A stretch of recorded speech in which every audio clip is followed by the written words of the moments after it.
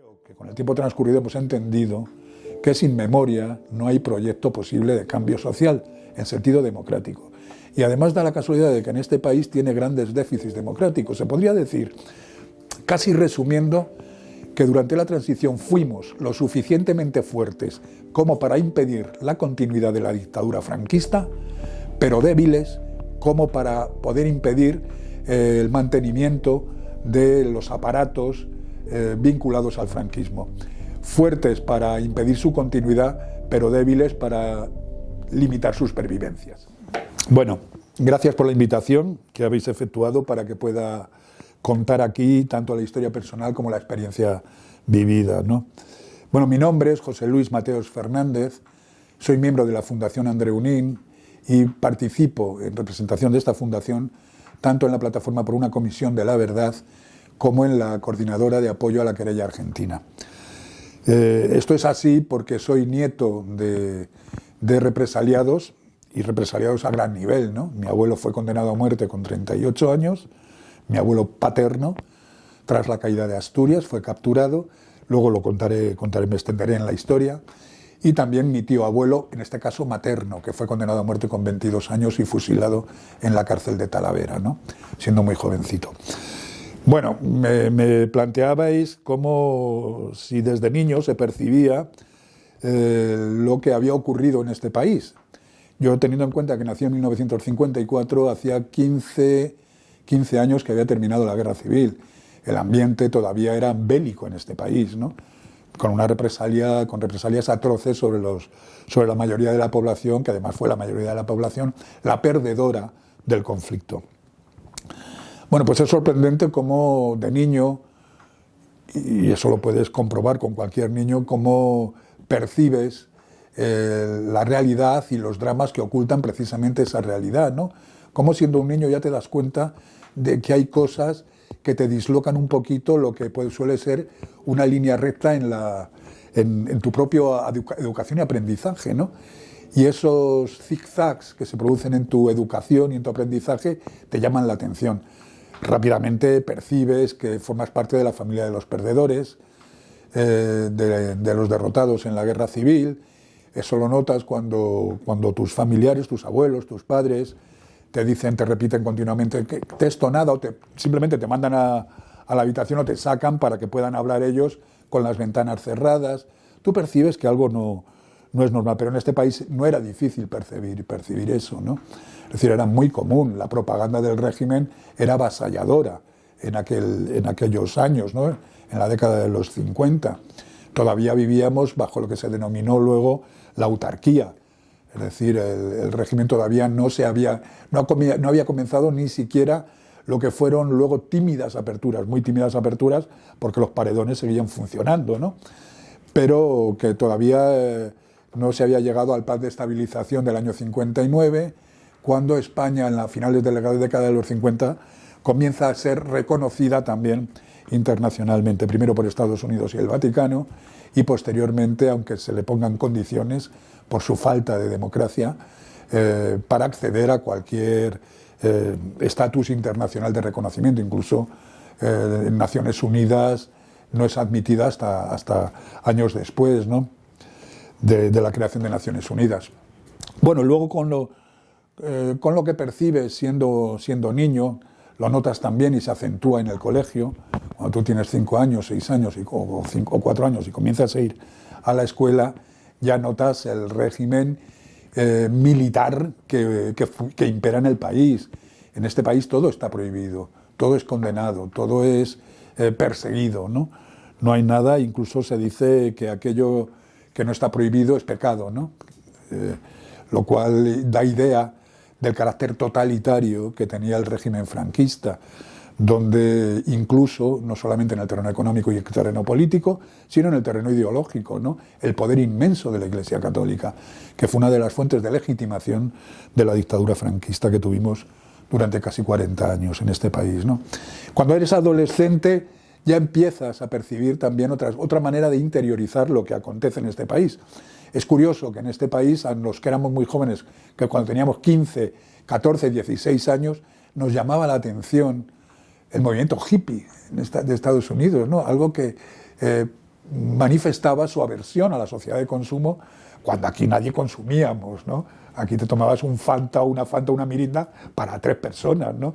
No se puede decir que aquí hubiese un exceso de consumo, pero sí nos llamaba la atención aquel espíritu de rebeldía, la música que llegaba, los movimientos contraculturales, y eso chocaba con la dictadura franquista de forma inevitable y concluyente, ¿no? No se podía ser una persona avanzada, abierta, tolerante, teniendo enfrente o viviendo bajo lo que es lo que era la bota de la dictadura franquista, ¿no? Que a lo largo de toda su existencia no se puede decir que, a pesar de tímidas aperturas y eso, tímidos intentos de legitimación exterior, bueno, pues hasta el año 75, que es cuando muere el dictador, en ese mismo año 75 todavía se producen 5 fusilamientos en este país, ¿no? Bueno, si eso es un poco cómo, y cuando ya tienes 16, 17 años, ya das otro salto, ya superas el tema de la adolescencia, esa especie de rebeldía, y ya empiezas a plantearte cosas más prácticas de cómo luchar contra la dictadura franquista, ¿no? Allá donde estés. ¿Qué es eso de allá donde estés? Bueno, pues en donde trabajas, en donde estudias y en donde vives, ¿no? Así se configuran los 3 movimientos que van a ser un poco la punta de lanza de la oposición a la dictadura franquista. Es decir, donde trabajas, el movimiento obrero, un movimiento obrero que había sido la gran víctima y el gran y quien además había sido la fuerza, el trabajo, el que había levantado el país durante la década de los 40, 50 y 60, ¿no? Incluso la industrialización no fue ninguna audacia del franquismo, sino que la industrialización del país se produjo sobre tremendos esfuerzos de explotación sobre la clase trabajadora de este país.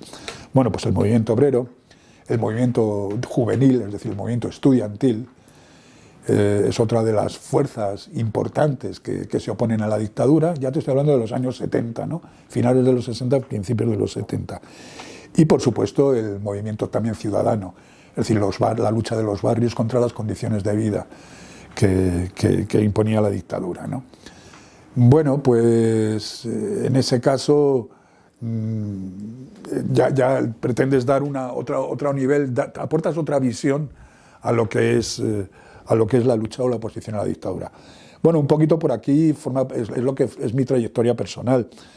Sí quería contaros, a menos que me digáis que debo enfocar las cosas en otra dirección, el por qué me vinculé a este movimiento, ¿no?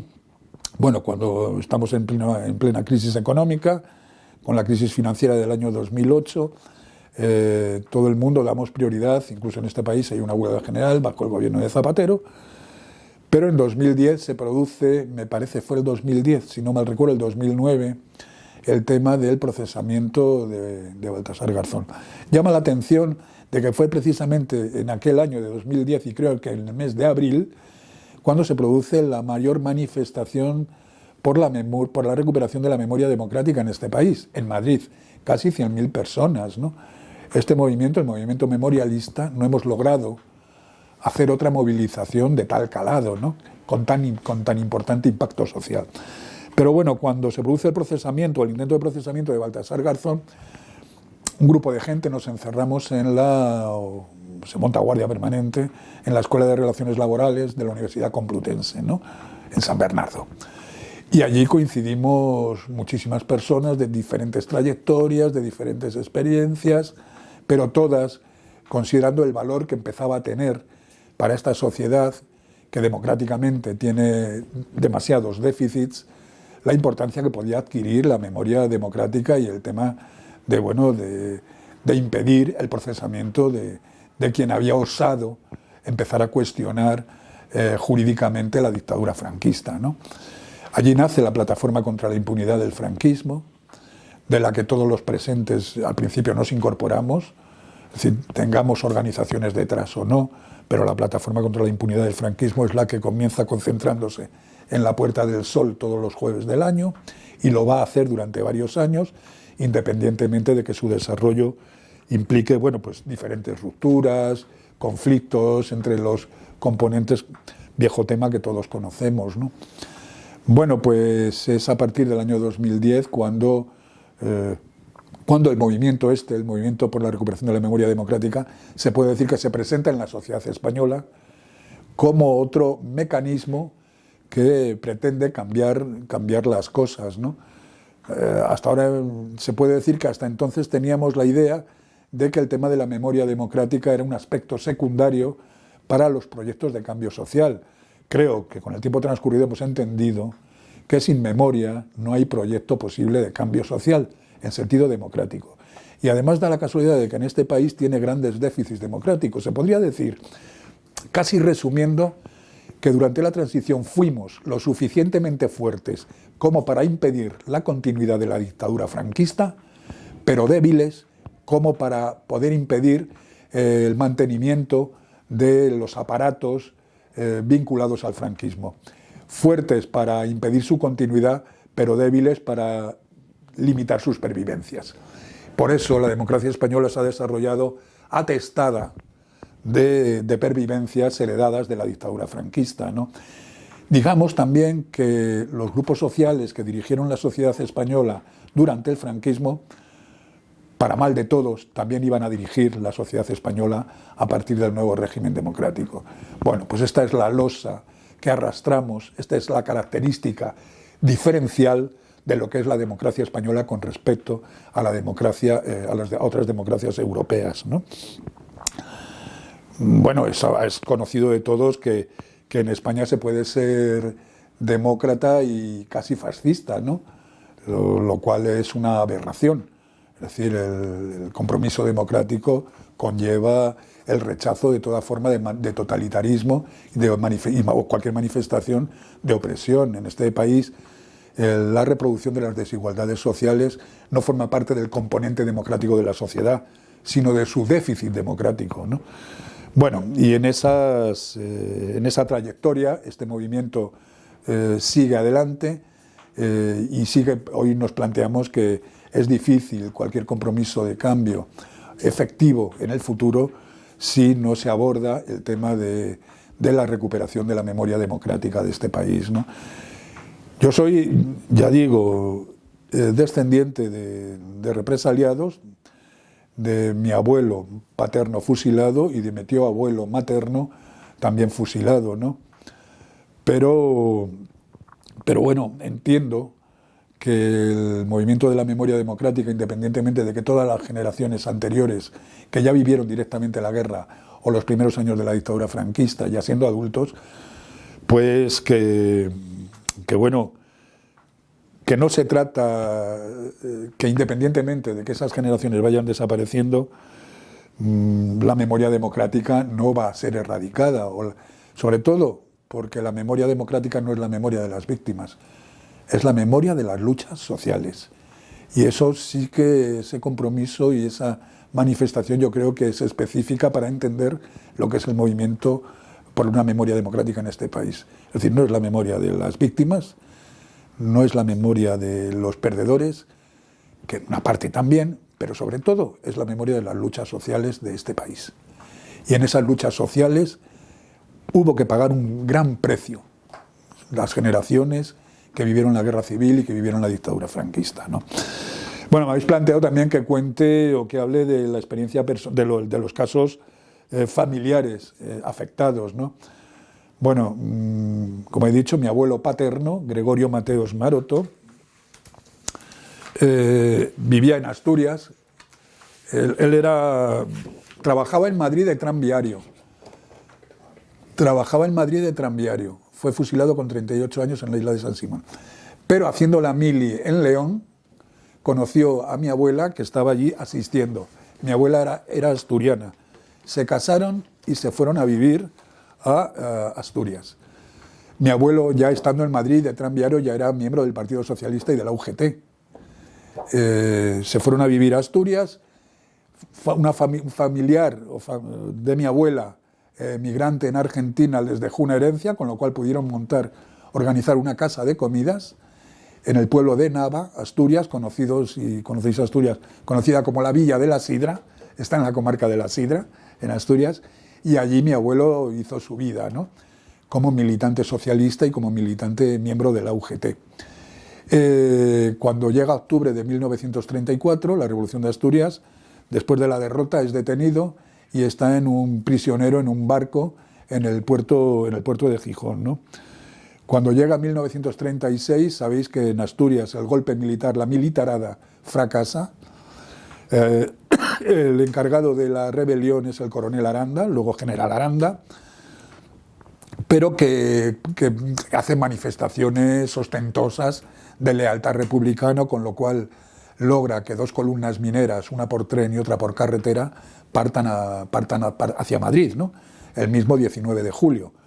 En Asturias el golpe de Estado se da el 20, en Madrid también el 20 de julio, en el norte de África se da el 18 de julio, en el resto de la península, sobre todo en Castilla, se da el 19, 20, ¿no? En Cataluña en Barcelona me parece que es el 19 de julio. Es decir, ahí hay una semana en la que se van sumando guarniciones al golpe de Estado, a la conspiración, ¿no?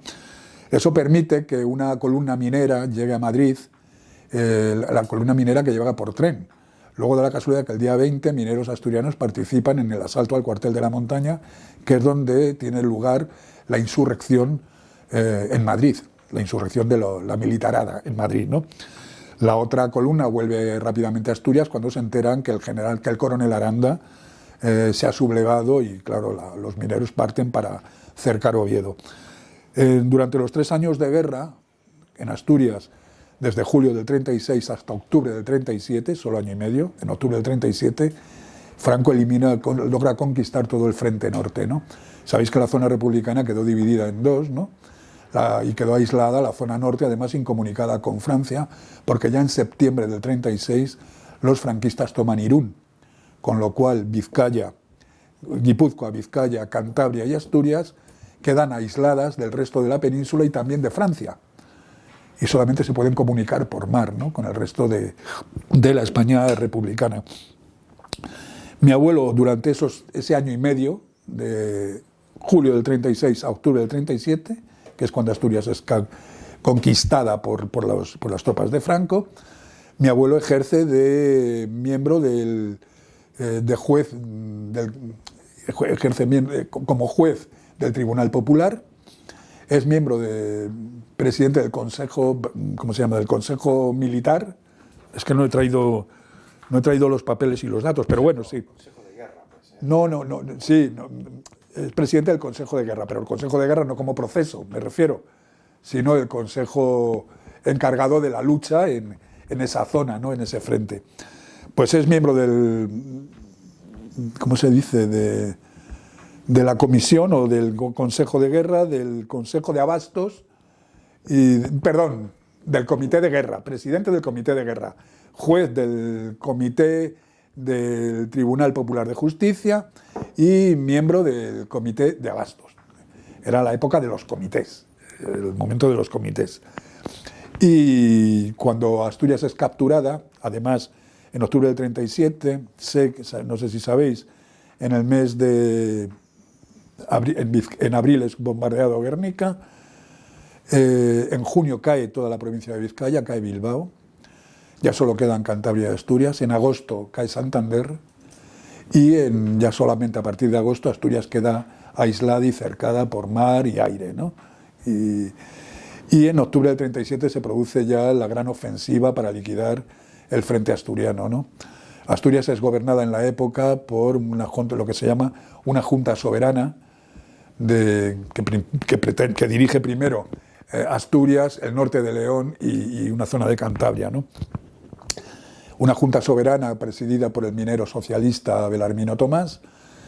Cuando las tropas franquistas ya penetran en Asturias, se da orden de evacuación de los no combatientes y mi padre, que tenía 11 años, mi padre tenía 10 años, mi padre de 10 años, y su hermana con 12 años, son evacuados del puerto de Gijón junto a miles de personas que pretenden llegar a Francia, ¿no? Yo siempre le comenté a mi padre, que murió en el año 2014, qué suerte tuvisteis, porque unos días después, cuando ya el abuelo pretendió ir a Francia, fue capturado por el crucero franquista Almirante Cervera. Y mi padre me dijo, a nosotros íbamos en un barco lleno de niños y de mujeres También nos capturó el almirante Cervera, pero barcos franceses y británicos lo obligaron a soltarnos. Y pudimos llegar a Burdeos. En Burdeos nos subieron a un tren y ya fuimos todos a Cataluña. Ya pasó mi padre el resto de la guerra en Cataluña, en el pueblo de Igualada, entre Igualada y Barcelona. Viene a cuento porque mi padre estuvo en 3 huidas, ¿no? Primero la huida de Asturias, en octubre del 37. En enero del 39, cuando cae Cataluña y Barcelona, mi padre, siendo un niño ya en este caso, casi con 11 años, con 12 años, atraviesa con 500.000 de ciudadanos, de personas que huyen del avance franquista, atraviesa los Pirineos en enero del 39. Y luego, ya estando en Francia, que es acogido por una familia de campesinos franceses, ¿no? Pues se les plantea el dilema de si volver a España. Ya sabían, estando en Francia, que habían fusilado a mi abuelo, ¿no? Por correspondencia que habían mantenido con otros familiares, que había sido fusilado mi abuelo. Y claro, se les plantea el dilema de retornar a España o permanecer en Francia a la espera de ser capturados por los nazis, ¿no? Deciden volver a España. Mi padre, que tenía 12 años, me cuenta el pavor que tenía el color rojo. Y todo lo que tenía de color rojo lo dejó en Francia. Vino a España sin nada de color rojo, con mi abuela y con su hermana. Y bueno, el caso es que, volviendo a lo de antes, retomando la situación, ya digo que en octubre del 37 cae Asturias, a mediados de octubre son evacuados, o a principios de octubre, los niños y los no combatientes, y en el 20-21 de octubre se decreta la huida de los militantes más significados o más comprometidos, y todo el mundo, bueno, pues trata de huir en los puertos de Gijón y Áviles, camino de Francia. Unos irán a las montañas para seguir manteniendo la lucha o esconderse, y otros procurarán llegar a Francia, ¿no? En todo aquello que pueda flotar, ¿no? Mi abuelo, bueno, parece ser que la situación de Gijón es bastante dramática. Los depósitos de la Cansa del puerto del Musel están ardiendo, para que ha sido bombardeado, e iluminan kilómetros de mar adentro. Por lo tanto, en aquella noche se plantea la huida difícil, pero Gijón está ardiendo porque se están quemando toda la documentación del Frente Popular, de las organizaciones políticas y sindicales, ¿no? Y claro, con el objeto de evitar que caigan en mano de las tropas franquistas que se aproximan. Se decreta la inundación de las minas para que no pueda ser utilizada luego en la lucha contra la República, porque a todo esto todavía quedaba una España republicana importante, ¿no? Es decir, Cataluña, Valencia, Castilla-La Mancha, quiero decir, Madrid, una parte de Andalucía, Murcia, es decir, que no había todavía triunfado Franco. Pero bueno, que se destruyan los puentes a fin de que las tropas puedan entrar en Asturias lo más tarde posible. Bueno, de la caso del 20 y el 21 de octubre, mi abuelo se monta en un pesquero llamado Gaviota, abarrotado de militares y combatientes, todos deshaciéndose de la documentación para no ser identificados en caso de ser capturados, y efectivamente son capturados. Hay muchas embarcaciones que consigan llegar a Francia, pero hay unas 30 y tantas que son capturadas por el almirante Cervera. Los detenidos son trasladados al puerto de Ribadeo, en zona franquista, que está en el límite entre Asturias y Galicia, y de allí, durante 5 días sin tener ningún alimento y trasladados en bodegas, son llevados al pueblo de Bayona, que está en la provincia de Pontevedra, en Galicia, ¿no? Aquí sí quiero recordar el hecho valiente de las mujeres de Bayona, que atendieron, vulnerando todas las indicaciones de la Guardia Civil, tuvieron la idea de atender y socorrer a los miles de detenidos que iban en Asturias. Mi abuelo fue destinado al campo de concentración de Camposancos, un colegio jesuita que está en la desembocadura del río Miño, enfrente de Portugal, y allí en ese campo de concentración, ten en cuenta que los asturianos capturados fueron divididos o repartidos entre diferentes campos de concentración establecidos al efecto, ¿no? El 23 de junio se produce el Consejo de Guerra. Hay que tener en cuenta de que los consejos de guerra, una vez que el Tribunal Militar número 1 de Asturias hace su trabajo de represión en Asturias, va a Galicia para seguir juzgando a los asturianos que han sido capturados en alta mar. Entonces ese Tribunal Militar número 1, cuando llega a Galicia, bueno, pues los consejos de guerra son en grupos de 20, 15, 20, 25 personas, que no tienen a lo mejor relación entre ellas, que la mayoría se han conocido en el campo de concentración, que son de diferentes pueblos de Asturias, de diferentes ciudades, con diferentes trayectorias y que se conocen allí, se han conocido allí. Bueno, pues el 23 de junio tiene lugar el Consejo de Guerra contra mi abuelo. Eso os lo puedo proporcionar si os lo envío por correo electrónico, los datos y las actas del Consejo de Guerra. En un grupo de 20 personas, que ya os digo, no tienen relación entre ellos. Eso sí, el único punto de conexión que tienen es que se conocen allí, en el campo de concentración de Camposancos, y de que son militantes bien de la UGT y del Partido Socialista, bien de la CNT y de la FAI, organizaciones anarquistas, o bien del Partido Comunista, o bien republicanos de izquierda, ¿no? Esa es la conexión, una conexión importante que tienen entre ellos. El 23 de junio, en apenas una hora, se efectúa el Consejo de Guerra contra 20 personas, ¿no?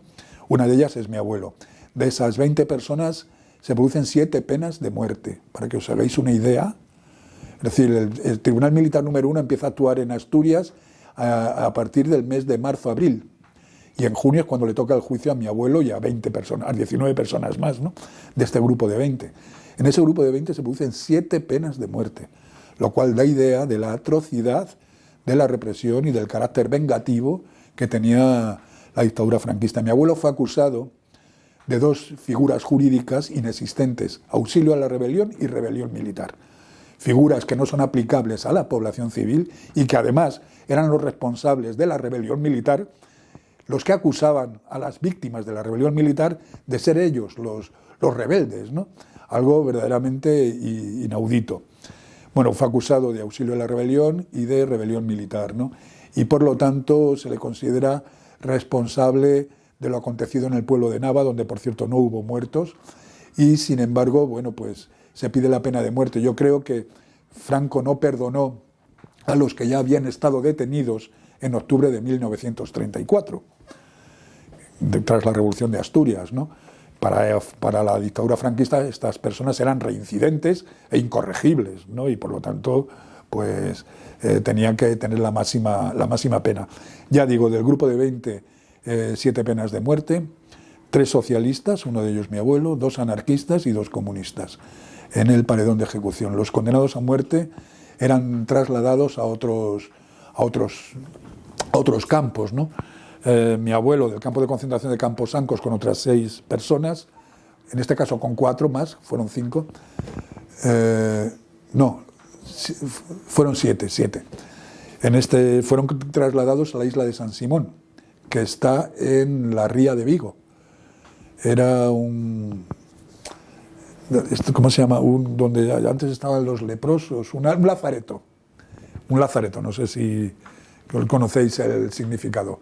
Lazareto era los campos donde antiguamente los leprosos se les confinaba para que no trasladasen su enfermedad al resto. Bueno, había sido un antiguo lazareto, ¿no? El campo, un sitio precioso, ¿no? Además, está en la ría de Vigo, en la isla de San Simón. Y allí los condenados a muerte esperan, bueno, pues la confirmación de la pena capital o el indulto, ¿no? Y el 5 de agosto de 1938, precisamente el mismo día que van a fusilar, un año después, a las 13 Rosas, son cumplidas las sentencias. Un capitán de la Guardia de Asalto es el que dirige, en este caso, el fusilamiento. Hay que recordar que esto lo sé por un libro publicado en Galicia llamado Aillados, que significa aislados, que hacen mención a los asturianos que fueron trasladados a la isla de San Simón, porque la isla de San Simón también era un campo de concentración, pero más pequeñito, que hacen mención a los asturianos que fueron trasladados a la isla de San Simón para ser fusilados allí. Sé que el 5 de agosto a las 6:30 de la mañana una unidad militar desembarca en la isla y son fusilados primero un grupo de 4 y luego un grupo de 3, ¿no? Y casi todos, además, curiosamente, con un cigarrillo en la boca, ¿no? Era diestro en el ejercicio del tiro de gracia un cura jesuita llamado Padre Nieto, que parece ser que tenía grandes virtudes a la hora de dar el tiro de gracia, ¿no? Bueno, pues esta es la historia de mi abuelo. Nada se pudo conservar, solamente 2 fotos. Mi familia fue expropiada para cumplir lo que decía la sentencia, como por el tema de la responsabilidad civil de los condenados a muerte. El negocio que tenían de vino, mi abuelo vendía vino, el pequeño negocio y la vivienda fue expropiada en el año, bueno, pues en ese momento, en el año 37, ¿no? Y solamente fue devuelta en el año 54, es decir, sí, en el año 54, unos años después, bastantes años después, ¿no? No sé lo que tuvo que hacer mi abuela para que le devolviesen la vivienda después de tantos años, ¿no? Me imagino que mejorar las relaciones con el cura del pueblo y algo así, ¿no? Ya que mi abuelo ya no estaba. Y bueno, fue por lo que mi padre vino a trabajar a Madrid. No se pudo quedar en Asturias, no tenían nada. Y ya digo que la vivienda fue devuelta a sus deudos, pues me parece que en el año 50, 52. O antes incluso antes de nacer yo, ¿no? Luego tengo otro caso, bueno, este es el caso de mi abuelo Gregorio Mateos Maroto, ¿no? En el año 2007, la Xunta de Galicia, gobernada en aquel entonces por un pacto entre el Partido Socialista Galego y el Bloque Nacionalista Galego, no sé cómo localizaron mi dirección, pero me invitaron a un acto en la isla de San Simón. Bueno, me invitaron a mí y a mi familia, ¿no? Por ser de los 5 o 7 asturianos, ya no sé si eran 5 o 7 los que fueron fusilados en la isla de San Simón, ¿no? Me parece que 7. Todo esto lo remitiré para que podáis confirmar lo que yo estoy diciendo, ¿no? Fuimos invitados a la isla de San Simón y bueno, yo recuerdo haber hablado con la consejera de la Xunta de Galicia, que se llamaba Ansela Bugallo, cuando descubrieron la placa, ¿no? En la placa ponía aos homes e mulleres que loitaron por la liberdade do povo galego. Hombre, yo le dije a la consejera, hombre, es cierto que nadie de los que aquí fusilaron podía estar en contra de la liberdade do povo galego, ¿no? Pero quiero recordarte que había 3 mineros asturianos y que fueron condenados no por luchar por otras causas, ¿no? Y que en cualquier caso absolutamente compatibles con la libertad del pueblo gallego, pero fueron fusilados aquí por otras razones, ¿no? Dijo que lo tendrían en cuenta, que efectivamente así era, que los fusilados eran 7 asturianos y que ¿qué ocurrió? Que pocos meses después hubo nuevas elecciones y desde entonces ya no gobierna la izquierda en Galicia y todo esto fue olvidado, por supuesto, ¿no? Luego también quiero contaros la historia de mi tío abuelo materno, Gabriel Fernández González. La familia de mi madre, también perdedora de la guerra, era de un pueblo de Toledo llamado Méntrida, pero mi abuelo, que era el hermano mayor, ya trabajaba en Madrid, en lo que se llamaba entonces el Canal de Lozoya. Solamente el nombre de Canal de Isabel II se pone después de la victoria de Franco, pero antes se llamaba Canal de Lozoya, ¿no? Y mi abuelo trabaja en el Canal de Lozoya y una parte de su familia, en concreto su hermano pequeño, sigue viviendo en Méntrida, ¿no? Bueno, Méntrida si la guerra empieza en el mes de julio de 1936, a finales de agosto, principios de septiembre es tomado Méntrida por las tropas franquistas, ¿no? Por lo tanto, la mayoría de la población viene huyendo hacia Madrid. Luego mi tío abuelo, Gabriel, que entonces tiene 20 años, fue fusilado con 22, tiene 20 o 19 años, pues está en la guerra como soldado del ejército de la República. Sin embargo, cuando acaba la guerra es procesado en Toledo y condenado a muerte en la cárcel de Talavera y es fusilado el 3 de marzo de 1941, ¿no? Sé menos de él porque de esto sabe más mi hermano que yo, pero bueno, estas son las 2 personas a las que en gran medida quiero rendir homenaje, a mi abuelo Gregorio Mateos y a mi tío abuelo Gabriel Fernández, ¿no? Ambos víctimas de la dictadura franquista. Y bueno, pues ahora ya contado un poco los avatares personales, sí me gustaría decir que todas aquellas personas que continuamos trabajando por la memoria democrática de este país, tenemos que reconocer que la memoria democrática, la memoria no es una ciencia, ¿no? pero sí las ciencias sociales se ocupan y necesitan de la memoria. Antes os he comentado que es muy difícil precisar que algo tan humano como la memoria pueda formar parte de las ciencias sociales. Es de difícil precisión, pero no obstante, sí podemos hacer un esfuerzo por definirla, ¿no? Es decir, cuando pensamos que el protagonista es el ciudadano, la ciudadana, pues la memoria democrática la podríamos contemplar como el compromiso de los ciudadanos por una democracia que excede de su vertiente institucional o constitucional. Es decir, es algo que va más allá de lo institucional y de lo constitucional, ¿no? Pero también, si atendemos a los poderes públicos, podríamos definirlo como aquel compromiso de los poderes públicos por introducir reformas que compensen en gran medida a las víctimas de los padecimientos que han padecido, ¿no? Es decir, que tiene una doble vertiente, la vertiente del compromiso ciudadano, pero también el compromiso de las instituciones. Una institución que pretende ser representativa y estar al servicio de la ciudadanía, lo que no puede ser hostil precisamente a las aspiraciones de ese movimiento democrático, porque estamos hablando además de la mayoría de la sociedad que fue víctima de la dictadura franquista, ¿no? La dictadura franquista jamás se hubiese impuesto sin la colaboración del gobierno, los gobiernos nazi de Hitler y fascista de Mussolini, ¿no? Y ya digo, bueno, pues a este nivel la memoria democrática expresa la historia, el compromiso con las luchas sociales de nuestro país. Por eso no va a acabar nunca, ni va a desaparecer, porque además la memoria democrática tiene la cualidad, y aquí habría que referirse a Walter Benjamin, ¿no? Incluso cuando dice cuando debemos ignorar el carácter que tiene, ese carácter positivista que tiene la historia. Es decir, afortunadamente la historia también nos plantea la pregunta de por qué las cosas fueron de una manera y no fueron de otra, ¿no? Y esto no es solamente un juego, porque hablar de por qué fueron de una determinada manera y no de otra forma parte de la especulación humana y del entendimiento humano para comprender qué acontecimientos o qué virajes o qué bifurcaciones aparecen en el curso de la historia y de los avatares humanos, ¿no? La evolución de la actividad humana en el terreno de la lucha democrática, ¿no? Y también, bueno, pues sí, es la memoria de las luchas sociales, y como memoria de las luchas sociales también entendemos que la memoria democrática o el movimiento por la memoria democrática no va a cambiar las cosas solo.